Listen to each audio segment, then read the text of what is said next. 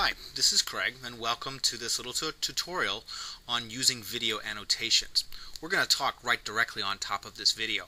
So what I've done is I've added you as an owner to this video in YouTube.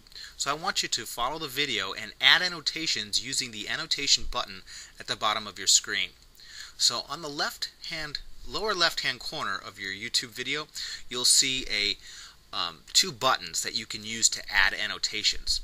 If you click on those, you'll get a little box where you can put in your text. Make sure that the annotations are turned on. If you don't see the button there, I haven't added you to the list. Look on the upper right hand corner for that red button. It should be red. If it's gray, you can't add annotations. So for now, just go into the video and add a couple annotations to say hello, and then we'll get to the content of the video later. Next, we're going to talk about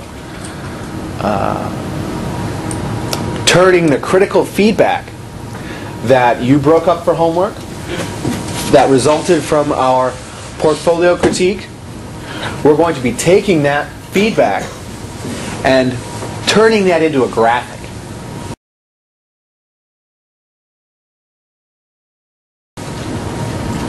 Okay, last week when we talked about the results from the portfolio discussion, we put up a body of text and we broke it into sentences.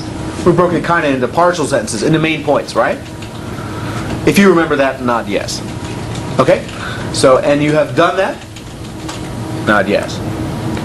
What we're going to do today is take those, look at the pieces of critical feedback, which were like negative type reactions to the web page, like your link is broken, or they were design alternatives like you should make your text bigger, having gray text on a white background, I can't read it, you should change that to black.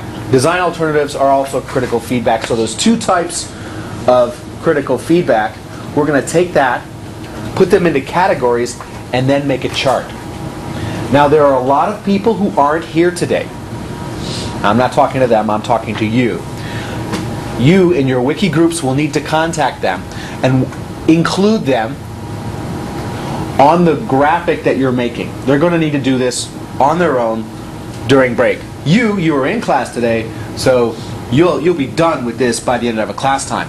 They're going to need to fill in some information. People who are here are the ones who are going to be making the categories and starting the activity rolling. And people who are not here are going to have to catch up on their own.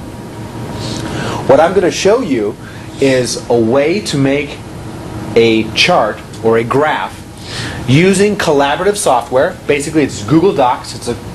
It's a page on Google where multiple people can access it.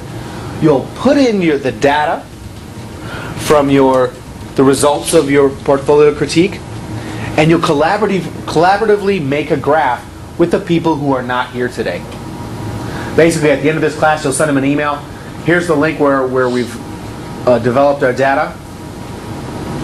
I've included your Gmail address as a member, and then you're basically done. They'll come along and they'll put in their information, and next week, after 2 weeks, you'll have a graph to put into your portfolio discussion.